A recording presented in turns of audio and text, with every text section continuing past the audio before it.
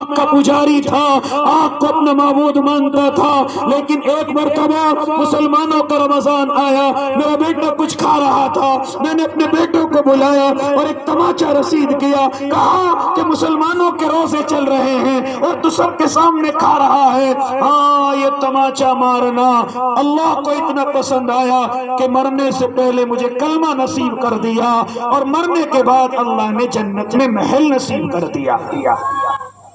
جب اللہ قدر کرنے والوں کو یہ عطا کر سکتا ہے تو ناقدری کرنے والے مجھ جیسے اور آپ جیسوں کا کیا حال کرے گا؟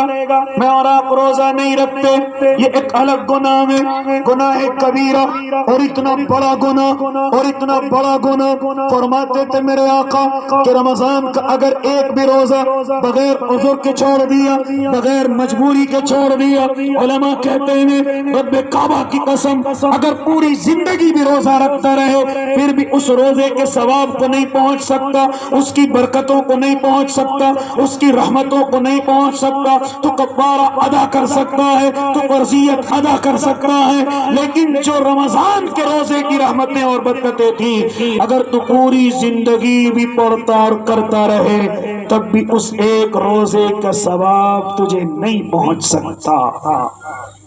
اور نوجوان تو نے اپنی طرف سے دماغ میں گھڑ لیا ہے جمعے کے روزے کا زیادہ ثواب ہے، 15ویں روزے کا زیادہ ثواب ہے، یا اسی طرح تاک راتوں کے روزوں کا زیادہ ثواب ہے، چاند رات کا زیادہ ثواب ہے، کسی حدیث کے اندر کم اور زیادہ نہیں۔ ذرا معلوم کرو اپنے علماء سے،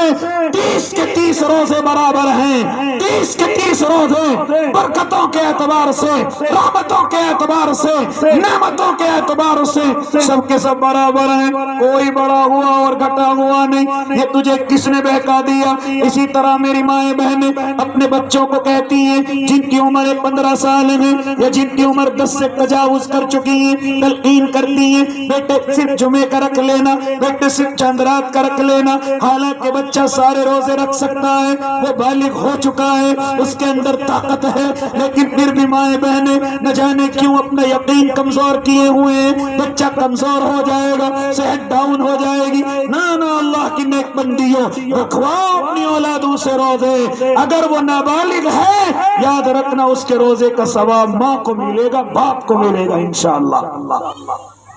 خیر میری بات لمبی ہو جائے گی۔ کیا فرماتے تھے میرے آقا؟ کیا کرنا ہے رمضان المقدس میں؟ دن میں روزے رکھے جائیں، رات کو قرآن مقدس کو سنا جائے، سنایا جائے، اللہ کے لیے کھڑا ہوا جائے، تہجد